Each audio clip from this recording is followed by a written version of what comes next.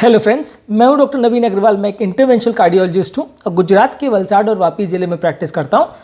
आज आपके लिए एक इंपॉर्टेंट और एक यूज़फुल टॉपिक। आज हम बात करेंगे एंजियोग्राफी या एंजियोप्लास्टी में जो एरिया से हम पंचर करते हैं या शीथ या कैनुला डालते हैं, जिसे पंचर साइट कहते हैं, उससे रिलेटेड क्या इश्यूज़ होते हैं, क्या कॉम्प्लिकेशंस होते हैं, क्या प्रॉब्लम होते हैं, यानी कि पंचर साइट रिलेटेड कॉम्प्लिकेशंस आज का टॉपिक है। आज इस बारे में डिटेल में तफसील से बात करेंगे। हमने ऑलरेडी एंजियोप्लास्टी एंजियोग्राफी रिलेटेड बहुत सारे इश्यूज़ पर बहुत सारे टॉपिक्स किए हैं, जो कि आप मेरे चैनल पर देख सकते हैं।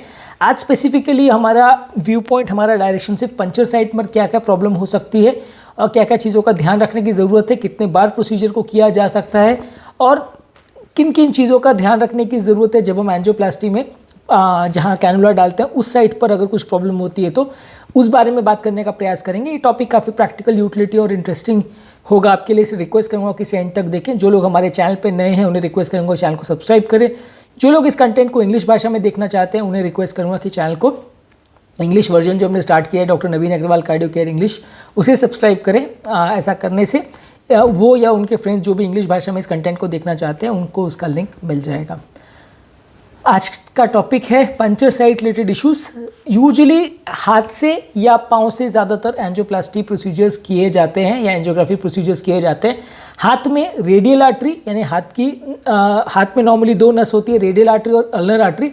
उसमें से जो रेडियल आर्टरी है उसको ज़्यादातर पंचर के लिए यूज़ किया जाता है। पाँव में ग्रॉइन एरिया के पास फीमोरल आर्टरी होती है, इसको यूज़ किया जाता है पंचर के लिए।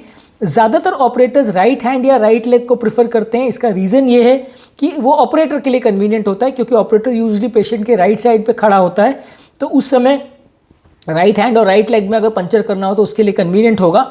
अगर वो लेफ्ट हैंड या लेफ्ट लेग पर पंचर करने का प्रयास करेगा तो उसे अक्रॉस द पेशेंट जाना पड़ेगा, अपोजिट जाना पड़ेगा, उल्टा जाना पड़ेगा, तो उसके लिए टेक्निकली इनकम्फर्टेबल होगा, उसको प्रॉब्लम आएगी, उसको इनकन्वीनियंट होगा। इसीलिए अगर कोई भी प्रोसीजर हम करते हैं तो कार्डियोलॉजिस्ट यही कोशिश करता है कि राइट हैंड और राइट लेग में से ही प्रोसीजर किया जाए। हाँ, अगर किसी पेशेंट को राइट हैंड राइट लेग में आर्टरी पहले से ही कोई टेक्निकल कारण से बंद है या पहले कई बार प्रोसीजर हो चुका है और आर्टरी में एक्सेस नहीं है, क्लॉट हो चुका है, डैमेज हो चुकी है, फाइब्रोटिक हो चुका है, इन्फ्लेमेशन है, सूजन है, कोई भी कारण से अगर हम राइट हैंड राइट लेग दोनों को नहीं यूज़ कर सकते हैं तो ही operator left hand left leg को यूज़ करता है। ये दोनों साइड से भी किया जा सकता है, लेकिन ऑपरेटर को उल्टा पड़ता है, या कई बार ऐसा करना पड़ता है कि ऑपरेटर को पेशेंट के दूसरी तरफ जाके खड़ा होकर लेफ्ट हैंड से पंचर करना पड़ता है। जो लोग कार्डियोलॉजिस्ट लेफ्ट हैंडेड होते हैं उनके लिए मे बी लेफ्ट हैंड से करना थोड़ा ज़्यादा कन्वीनियंट हो सकता है, पर फिर भी एज कन्वेंशनल ज़्यादातर cardiologist right hand right leg से ही प्रोसीजर करते हैं। इसका रीज़न कन्वीनियंस है रादर दैन टेक्निकल। इसका रीज़न ऑपरेटर के लिए कन्वीनियंस है, इसके लिए ही करते हैं। ज़्यादातर जो पंचर साइट है उसको सबसे पहले लोकल एनेस्थीसिया लगा के उस एरिया को सुन कर दिया जाता है। सबसे पतली जो फाइन नीडल जो आती है उससे हम उस एरिया को सुन करते हैं ताकि पेशेंट को मिनिमम पेन हो। एक बार वो एरिया ज़ाइलोकेन लगाने के बाद सुन हो जाए तो उस एरिया में हम थोड़ी बड़ी नीडल से पंचर करते हैं, उससे एक वायर क्रॉस करते हैं। वायर को जब पंचर करते हैं तो उससे थोड़ा ब्लड आने लगता है। ब्लड जब आता है तो ब्लड के जेट को देखकर उससे वायर क्रॉस करते हैं और फिर जो पंचर नीडल है उसे बाहर निकाल देते हैं, वायर को अंदर पास कर देते हैं। और उसके बाद जब वायर का पोजीशन हम अच्छे से हमें कंफर्म है, वायर अगर स्मूथली जा रहा है, कोई प्रॉब्लम नहीं है, तो उस वायर के ऊपर एक शीथ या एक कैनुला को थ्रेड करते हैं। कैनुला का दो पार्ट्स होते हैं, एक उसका इंट्रोड्यूसर नीडल होता है और एक उसका बाहर का आउटर बॉडी होता है। इंट्रोड्यूसर नीडल की मदद से, जो कि थोड़ा स्टिफ होता है, उसको डालते हैं और बाद में उसका जो अंदर का पार्ट है या जो इंट्रोड्यूसर कैनुला है उसको निकाल देते हैं और शीथ अंदर रह जाती है। शीथ बेसिकली एक प्लास्टिक की ट्यूब होती है जिसके अंदर से हम कैथेटर या बाकी जो डायग्नोस्टिक कैथेटर है जो कि हार्ट के पास तक लेके जाना है वो हम क्रॉस करते हैं, तो उसको हम लेके जाते हैं। तो पंचर साइट का बेसिकली रोल ये है कि हमें ये एक्सेस देता है कि हम कैथेटर या जो भी वायर्स हमें हार्ट के पास लेके जाने हैं वहाँ तक ले जाने के लिए ये हमें आउटर एक्सेस देता है। हम ऑब्वियसली डायरेक्ट हार्ट के पास पंचर नहीं कर सकते क्योंकि वो बहुत ज़्यादा डेंजरस होगा, तो इसलिए हाथ या पाँव की नलिया जो कि पेरिफेरल एक्सेस होता है वहाँ पे कंपेरेटिवली पंचर किया जाता है, क्योंकि इस एरिया में अगर कोई ब्लीडिंग होती भी है तो मैनेजेबल होता है, या अगर कोई कारण से पेशेंट को वो एरिया में इन्फेक्शन वगैरह भी हो तो हम हार्ट से मैनेजेबल डिस्टेंस पर रहते हैं। बहुत ज़्यादा दूर भी हम नहीं कर सकते। हम ऐसा नहीं कर सकते कि अगर हार्ट का प्रोसीजर करना और पाँव की नस को पंचर करें, मतलब एड़ियों के पास पंचर करें, क्योंकि डिस्टेंस बढ़ जाएगा। या ऐसा भी नहीं कर सकते कि हार्ट का वो करना है तो हम गले की नस को पंचर करें, वो ज़्यादा डेंजरस होगा। तो एक बेस्ट आर्टरी जो हम इसके लिए मानते हैं वो रेडियल आर्टरी और फीमोरल आर्टरी को मानते हैं। ज़्यादातर इससे हम पंचर करते हैं। कौन सा एक्सेस को किस पेशेंट में चूज़ किया जाता है, रेडियल और फीमोरल आर्टरी या एक्सेस का क्या एडवांटेजेस होता है, इस पर हमने एक सेपरेट वीडियो किया है जो कि आप मेरे चैनल पर देख सकते हैं। आज उस बारे में ज़्यादा डिटेल में नहीं जाएंगे, पर आज पंचर साइट रिलेटेड इश्यूज़ पर ही ज़्यादा हम फोकस करेंगे।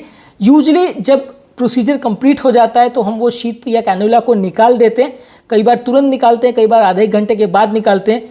पाँव से जब पंचर किया जाता है तो वो कैनुला को 4 से 5 घंटे के बाद निकाला जाता है, क्योंकि पाँव की नली में ब्लीडिंग होने का चांस ज़्यादा रहता है। तो जब खून पतला करने वाले हेपारिन या द्रव्य या पदार्थ जो भी दिए जाते हैं उसका असर थोड़ा बॉडी में कम हो जाता है, तो फिर वहाँ से शीत को निकाल लिया जाता है। बहुत ज़्यादा जल्दी निकालने से ब्लीडिंग होने का थोड़ा चांस रहता है। एक बार हम वो पंचर कैनुला को या शीत को निकाल देते हैं तो उसके बाद हम वहाँ पे एक प्लास्टर बांध के टाइट पट्टी कर देते हैं। टाइट पट्टी करने का रीज़न ये है कि ये आर्टीरियल पंचर जो होता है उसमें बहुत ज़्यादा हाई प्रेशर होता है, तो अगर आप उसमें टाइट पट्टी या प्लास्टर नहीं करेंगे तो उसमें बहुत ज़्यादा ब्लीडिंग होने का अंदेशा रहेगा। तो एटलीस्ट शुरुआत के 2-4 घंटे जब तक वो घाव भर नहीं जाए, उसमें क्लॉट नहीं हो जाए, तब तक हमें टाइट प्लास्टर करना पड़ता है ताकि वहाँ से ब्लीडिंग ना हो जाए। कई पेशेंट्स को इसके दौरान हाथ का या पाँव का जहाँ पे भी पंचर किया है वहाँ पे पेन हो सकता है, स्वेलिंग हो सकती है, हाथ में सिग्निफिकेंट सूजन आ सकती है, थोड़े ब्लिस्टर्स भी बन सकते हैं। तो वो चीज़ों में थोड़ा सा रिस्क तो रहता है, हालांकि 100 में 1 आध लोगों को ही ऐसा होता है, लेकिन हो सकता है। और वो लोग कई बार कंप्लेन भी करते हैं कि आपने इतना टाइट प्लास्टर बांधा इसलिए ऐसा हो गया। पर ये टाइट प्लास्टर बांधना भी हमारी मजबूरी है, क्योंकि अगर हम टाइट प्लास्टर नहीं बांधेंगे तो वहाँ पे अगर सडनली ब्लीडिंग हुआ तो उसे कंट्रोल कर पाना मुश्किल है। और ये पंचर साइट्स में क्योंकि आर्टीरियल पंचर रहते हैं तो उसका इतना इंटरनल प्रेशर रहता है कि अगर ब्लीडिंग 1-2 मिनट के लिए भी हो गई तो वो जानलेवा साबित हो सकती है, क्योंकि बहुत स्पीड से ब्लड निकलेगा। तो इसलिए आपको पेशेंट की प्रोटेक्शन के हिसाब से वहाँ पे टाइट प्लास्टर करना ज़रूरी होता है। यूजली ये प्लास्टर को हाथ से अगर किया जाए या पाँव से किया जाए तो कुछ घंटों के बाद लूज़ किया जा सकता है और अगले दिन प्लास्टर को निकाला जा सकता है। ज़्यादातर ये प्लास्टर को निकालने के लिए आपको डॉक्टर के पास आने की ज़रूरत नहीं है, आप घर पे भी उसको गीला करके निकाल सकते हैं, उसमें कोई ऐसा बहुत बड़ा ट्रिक नहीं है। प्लास्टर को निकालने के बाद वहाँ पे एक बैंडेज या बैंडेड लगा दें, फर्दर वहाँ पे कोई ड्रेसिंग की ज़रूरत नहीं है। एंजियोप्लास्टी एंजियोग्राफी का सबसे बड़ा एडवांटेज ये है कि जो पंचर होता है वो एक नीडल के प्रिक थिकनेस जितना होता है। जो हम शीट डालते हैं वो 6 फ्रेंच का होता है, यानी कि लगभग 2 मिलीमीटर से भी थोड़ा कम ही होता है। 5 फ्रेंच का डालते हैं तो 1.7 मिलीमीटर्स के आसपास होता है। तो ये इतना कम होता है कि वहाँ पे कोई टाका मारने की ज़रूरत वगैरह नहीं पड़ती। अगर आपने एक सिंपल वहाँ पे बैंडेड भी लगा दिया तो वो अपने आप भर जाता है। 2-4 दिन पेशेंट को उस एरिया में थोड़ा पेन हो सकता है, थोड़ा स्वेलिंग हो सकती है, थोड़ा रेडनेस हो सकता है, जो कि बर्फ़ लगाने से अपने आप वहाँ पे चला जाएगा, उसमें कोई ज़्यादा तकलीफ नहीं आएगी। कभी कभार उस एरिया में थोड़ा सा ब्लड जमा होने की वजह से स्वेलिंग आ जाती है, जो कि बर्फ़ लगाने से या एक थ्रोम्बोफोब करके ऑइंटमेंट लगाते हैं उससे थोड़ी देर में चली जाती है। कई बार वहाँ पे अगर ब्लड जमा हो जाए तो थोड़े काले धब्बे पड़ सकते हैं, जिसे इकाइमोसिस बोलते हैं। ये भी अगर होता है तो वो भले धब्बा जाने में लगभग 1-आध महीना जैसा टाइम लगता है।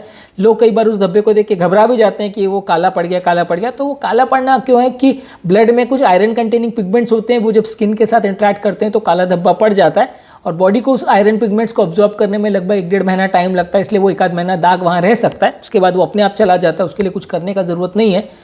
पर लेकिन हाँ, वो वन ऑफ द कॉमन चीज़ें हैं जो एंजियोप्लास्टी के बाद देखने को मिल सकता है। इसके अलावा अगर ये पंचर साइट अगर डार्क हो जाए तो उसमें आपको डॉक्टर को दिखाने की कोई खास ज़रूरत नहीं, वो अपने आप ठीक हो जाएगा।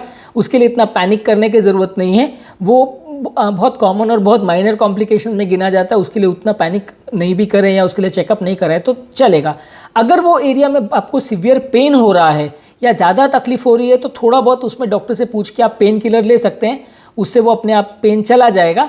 अगर बहुत ज़्यादा पेन है या वो एरिया में आपको कंटिन्यूसली कुछ फूल गया है या वहाँ पे पल्स के साथ वो स्वेलिंग हो गई है, वो मूव हो रही है, जिसे सूडोन्यूरिज्म बोलते हैं, तो कई बार एक डॉपलर टेस्ट करा के उस एरिया में कंफर्म करना पड़ता है कि जो स्वेलिंग है वो सिर्फ ब्लड जमा होने की वजह से है या आर्टरी प्रॉपरली बंद नहीं हो पाई है। वो पंचर साइट पर जहाँ पर हमने पंचर किया था वो एरिया में जो कम्युनिकेशन है वो अभी भी खुला है, तो उसको डॉपलर टेस्ट करके कंफर्म करना पड़ता है। और अगर वहाँ पे कम्युनिकेशन मिलता है, जैसे कि कई बार क्या होता है कि जो आर्टरी है और पास में जो वेन है उसमें आपस में कम्युनिकेशन हो जाता है, या आर्टरी और पास में जो ब्लड इकट्ठा होता है उसमें आपस में कम्युनिकेशन खुला रहता है, इसे सूडोन्यूरिज्म बोलते हैं। इसमें टिपिकल फीचर ये कि काफ़ी पेनफुल होता है और हर पल्स के मूवमेंट के साथ ये थोड़ा बहुत मूव करता है और डॉक्टर जब उसमें स्टेथो लगा के ऑस्कल्टेट करते हैं तो कंटिन्यूस स्विशिंग साउंड आता है। तो इसको हम डॉपलर करके कंफर्म करते हैं और अगर वैसा मिलता है तो फिर हमें उसको स्ट्रॉन्ग कंप्रेशन करके 1-2 घंटे तक कंप्रेस करके उसको फिर बंद करना पड़ता है, अल्ट्रासाउंड गाइडेड कंप्रेशन करते हैं,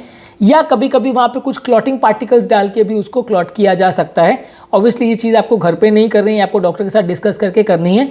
ऐसी चीज़ हज़ारों में लाखों में एक आध केस में होती है, सूडो एन्यूरिज्म बोलते हैं।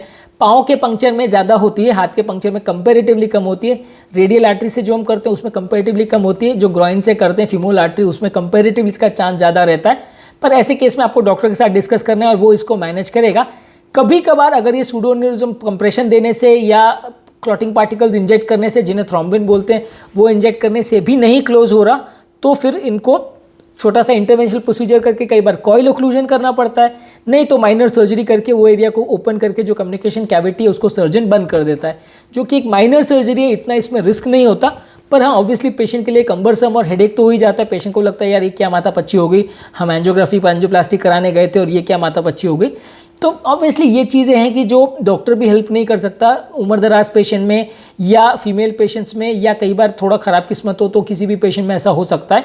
अगर वैसा होता है तो उसको बंद करने का प्रयास करना पड़ता है, नहीं होता है तो माइनर सर्जरी भी लग सकती है। पर ये कॉम्प्लिकेशन हज़ारों में एक आध पेशेंट के साथ होता है, जब होता है तो उसे एक्सेप्ट करके करना पड़ता है। इसमें सिग्निफिकेंट कोई जान का खतरा नहीं है, लेकिन हाँ ये है कि थोड़ा सा माइनर डेंजर कॉम्प्लिकेशन तो है। पाँव की नलियों के एंजियोप्लास्टी में ज़्यादा होता है, हाथ की नलियों में थोड़ा सा कम होता है, पर जब होता है तो उसको उसी तरह से मैनेज करना पड़ता है। उसके लिए उतना चिंता करने की ज़रूरत नहीं है और उसके लिए एंजियोग्राफी एंजियोप्लास्टी से डरने की ज़रूरत नहीं है। पर कोई भी प्रोसीजर अगर आप कर रहे हो, कोई भी बड़ा प्रोसीजर कर रहे हो, तो उसमें थोड़ा इश्यूज़ तो रह सकते हैं, तो उसके लिए आपको थोड़ा सा मेंटली प्रिपेयर होने की ज़रूरत है।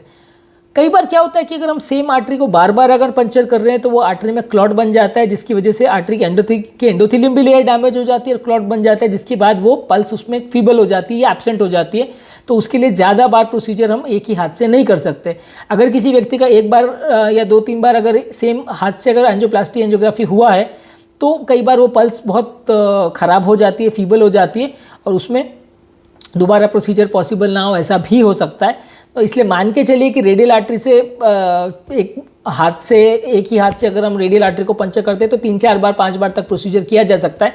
पाँव की नली थोड़ी ज़्यादा चौड़ी होती है, थोड़ी ज़्यादा बड़ी होती है, तो कंपैरेटिवली उसमें 5-7-8 बार भी सेम पाँव से प्रोसीजर किया जा सकता है। लेकिन बहुत बार, अनगिनत बार किया जा सकता है, वैसा नहीं है। नहीं तो हर आर्टरी को जितने बार हम पंचर करते हैं वो एरिया थोड़ा डैमेज तो होता है, वो एरिया में थोड़ा फाइब्रस स्ट्रैंड्स वगैरह बन जाते हैं, जिसलिए अगली बार प्रोसीजर करना थोड़ा टफ होता है। तो इसीलिए ये कहा जाता है कि एंजियोग्राफी जो है वो सिंपल डायग्नोस्टिक प्रोसीजर नहीं है कि जिसको चलो देखते हैं क्या निकलता है अंदर, वैसा करने के लिए नहीं किया जाता। सिलेक्टेड इंडिकेशंस में जहाँ ज़रूरत होती है वहीं पे इनको करना चाहिए। अननेसेसरली बार बार अगर आप एंजियो करेंगे तो जितने बार आप करेंगे आपका पंचर साइट डैमेज होगा और जब एक्चुअल में बाद में फ्यूचर में अगर प्रोसीजर लगता है तो आपको प्रॉब्लम होगा। तो इसीलिए हर व्यक्ति को मैं ऐसा कभी सजेस्ट नहीं करता कि हर 2-4 साल में एंजियो करा के देख लो। लोग 2-4 साल 5 साल में सीटी एंजियो करा सकते हैं, लेकिन रेगुलर एंजियो क्योंकि पंचर साइट रिलेटेड प्रॉब्लम्स होती हैं तो हम बार बार कराने को नहीं बोलते हैं। इसके अलावा पंचर साइट रिलेटेड एक और प्रॉब्लम हो सकती है कि कभी कभार वो एरिया में इन्फेक्शन हो सकता है। अगर वो एरिया में पंचर जब किया और जब उस पर प्लास्टर वगैरह लगाए तो वो एरिया में अगर बाई चांस जर्म्स हैं या निकालते समय प्रॉपर स्टेरिलिटी वहाँ पे नहीं मेंटेन की गई या पेशेंट प्रॉपर हाइजीन का ध्यान नहीं रखता है तो कई बार वहाँ पे इन्फेक्शन वगैरह हो सकता है। कई बार ध्यान रखो तो भी हो सकता है, इसका भी चांसेस हज़ारों में एक आध है। वो एरिया में जिसमें कि थोड़ा स्वेलिंग आ सकता है, थोड़ा ब्लिस्टर हो सकता है, थोड़ा पस भी पड़ सकता है, पर वो ज़्यादातर लोकल एंटीबायोटिक्स वगैरह या एंटीसेप्टिक्स लगाने से वो चला जाता है। कभी कभार ओरल एंटीबायोटिक्स भी लेनी पड़ती है, पर उसके लिए यूजली कोई बड़ा प्रोसीजर करने की ज़रूरत नहीं है, कोई पैनिक करने की ज़रूरत नहीं है। ये कॉम्प्लिकेशन भी लगभग 400-500 में एक आध किसी के साथ होता है, उसके लिए उतना पैनिक करने की ज़रूरत नहीं, अपने आप को थोड़े टाइम में ठीक हो जाता है। उस वहाँ पे एंटीसेप्टिक सॉल्यूशंस या क्रीम्स वगैरह जो डॉक्टर आपको लिख के देंगे वो लगा सकते हैं। अगर पूरे हाथ में किसी को ब्लीडिंग हो जाए, जिसे हेमाटोमा बोलते हैं, अगर वैसा ज़्यादा हो जाए तो कई बार उसमें डेंजरस हो सकता है, आपको डॉक्टर को दिखाने की ज़रूरत है। उसको कंप्रेस करके या ड्रेसिंग करके धीरे धीरे करके वो जाता है, थोड़े टाइम उसमें पेन रह सकता है, तो डॉक्टर आपको ब्लड को डाइल्यूट करने की मेडिसिन और पेन कम करने वाली मेडिसिन देते हैं, जिससे वो ब्लीडिंग अगर हाथ में कुछ या पाँव में हो गई है तो वो धीरे धीरे करके हेमाटोमा चला जाता है। कई बार उसको कंप्रेस करके भी निकालना पड़ता है, पर ऑब्वियसली उसके उतने टेक्निकल डिटेल्स में नहीं जाएंगे कि उसमें एग्जैक्टली क्या क्या होता है और क्या क्या करना होता है। एक इन जनरल मान के चलना है कि आपको कि ये भी एक लोकल कॉम्प्लिकेशन है जो एंजियोप्लास्टी वाले पेशेंट्स में हो सकता है। 100 में से एक आध पेशेंट में होता है। बहुत ज़्यादा कभी कभी रेयर किसी केस में हो सकता है, तो उसके लिए थोड़ा कॉशन रखने की ज़रूरत है और अगर कुछ प्रॉब्लम हो तो डॉक्टर से डिस्कस करने की ज़रूरत है। किसी किसी को पंचर साइट पर अगर प्लास्टर वगैरह लगाते हैं उसमें जो केमिकल होता है या प्लास्टर का जो एडेसिव होता है उससे एलर्जिक रिएक्शन हो सकता है, जिससे थोड़ा ब्लिस्टर वगैरह बन सकता है। इसमें भी थोड़ा पेन किलर वाली मेडिसिन देने से और स्टेरॉइड वगैरह देने से ही अपने आप चला जाता है, उसके लिए भी उतना टेंशन लेने की ज़रूरत नहीं है। पर ये कॉमन इश्यूज़ हैं जो पंचर साइट पे लोगों को हो सकते हैं, जिसके लिए थोड़ा सा अगर आपको कुछ भी हो रहा है तो डॉक्टर के साथ डिस्कस करने की ज़रूरत है और उसे मैनेज किया जा सकता है। मोस्टली इसमें से जो भी कॉम्प्लिकेशन मैंने डिस्कस किए हैं वो बहुत लाइफ थ्रेटनिंग नहीं होते, उसमें पेशेंट का जान का खतरा उतना नहीं होता है। अगर जब भी होता है तो आपको डॉक्टर के साथ डिस्कस करना है और ज़्यादातर केस में मैनेज हो जाता है। Once in a while problem हो भी सकती है पर ऐसा यूजली इतना दिक्कत नहीं आती है। कई लोग ऐसा बोलते हैं कि ये इतना ख़राब हो गया कि हाथ काटना पड़ा, पाँव काटना पड़ा, वैसा बहुत ही ख़राब किस्मत हो और लाखों करोड़ों में एक आध किसी केस में इतना इन्फेक्शन हो जाए कि कंट्रोल ना हो, कि इतना ब्लीडिंग हो जाए कि कंट्रोल ना हो, ऐसा हज़ारों लाखों में केस में होता है। वो रूटीन केसेस में यूजली नहीं होता, पर आप ज़ीरो चांस ऐसा नहीं बोलूँगा, पर 1 in 1 million ऐसा हो भी सकता है। इस टॉपिक के माध्यम से मैंने डिस्कस करने की कोशिश की कि पंचर साइट रिलेटेड क्या इश्यूज़ हो सकते हैं, क्या प्रॉब्लम्स होती हैं, किन चीज़ों का आपको ध्यान रखने की ज़रूरत है और अगर प्रॉब्लम्स कैसे चीज़ों को आप एंटिसिपेट आपको करना चाहिए और प्रॉब्लम्स हो तो क्या क्या चीज़ें आपको डॉक्टर को रिपोर्ट करनी चाहिए। टॉपिक का बेसिक पर्पस डराना नहीं, बहुत कंप्लेसेंट करना भी नहीं, सिर्फ आपको एक जनरल अवेयरनेस देना है ताकि आपको एक बेसिक आइडिया हो जाए कि ये सारी चीज़ें हैं जो हो सकती हैं। Once in a while he होती है, लेकिन जब होती है तो एक जनरल आइडिया आपको रहेगा तो अच्छा है। ज़्यादातर चीज़ें शॉर्ट लिव्ड होती हैं, उसके लिए इतना पैनिक करने की ज़रूरत नहीं, वो अपने आप थोड़े दिन में चली जाती हैं। हमारे चैनल का बेसिक पर्पस ये है कि हार्ट और हेल्थ से रिलेटेड साइंटिफिकली करेक्ट इन्फॉर्मेशन हम आपके लिए इजीली एक्सेसिबल करते हैं ताकि इस तरह के कंटेंट के लिए आपको भटकना नहीं पड़े, आपको डॉक्टर्स और फ्रेंड्स और रिलेटिव्स पर डिपेंडेंट ना होना पड़े। डॉक्टर्स कई बार टाइम कंस्ट्रेंट की वजह से सारी चीज़ें नहीं बता पाते हैं और फ्रेंड्स और रिलेटिव से मिली हुई इन्फॉर्मेशन कई बार आधी सही आधी गलत होती है, जिसको फॉलो करने से फ़ायदा होने के बदले कई बार नुकसान हो जाता है। हम चाहते हैं कि इस तरह का कंटेंट आपके लिए इजीली अवेलेबल रहे ताकि आप उसे समझ सकें, समझा सकें, अपनी लाइफ को बेटर बना सकें, अपनी बीमारी को बेटर डिस्कस कर सकें और एक बीमारी के लिए एक जनरल अंडरस्टैंडिंग डेवलप कर सकें। यदि आपको हमारे चैनल का कंटेंट अच्छा लगता है तो वीडियोस को लाइक, शेयर, सब्सक्राइब करिए। यदि आपको लगता है कि ये कंटेंट आपके फ्रेंड्स और रिलेटिव्स के लिए यूजफुल है तो लिंक को उनके साथ शेयर कीजिए। और यदि आपके कोई कमेंट्स, क्वेरीज, सजेशंस है या कोई और टॉपिक्स पर आप चाहते हैं वीडियोस बनाएं तो नीचे कमेंट बॉक्स में उनके बारे में बताइए, हम डेफिनेटली आपके सजेशंस को इनकॉर्पोरेट करेंगे। और अगर आपके कोई टॉपिक्स हैं जिस पर आप चाहते हैं वीडियो बनाएं तो डेफिनेटली हम कोशिश करेंगे उन पर फ्यूचर में वो टॉपिक्स को कवर करें। अंत में मैं डॉक्टर नवीन अग्रवाल तहे दिल से आपका शुक्रिया अदा करूँगा कि आपने मेरे टॉपिक को पूरा देखा। आपको डेफिनेटली इससे कुछ सीखने को मिला होगा। जो लोग मेरे चैनल पर नए उन्हें रिक्वेस्ट करूँगा कि चैनल को सब्सक्राइब करें। ऐसा करने से हमें चैनल को कंटिन्यू करने के लिए मोटिवेशन और इंस्पिरेशन मिलती है। जो लोग इस कंटेंट को इंग्लिश भाषा में देखना चाहते हैं उनके लिए डॉक्टर नवीन अग्रवाल कार्डियो केयर इंग्लिश करके हमने चैनल स्टार्ट किया है, उसे वो चाहे तो सब्सक्राइब और शेयर कर सकते हैं।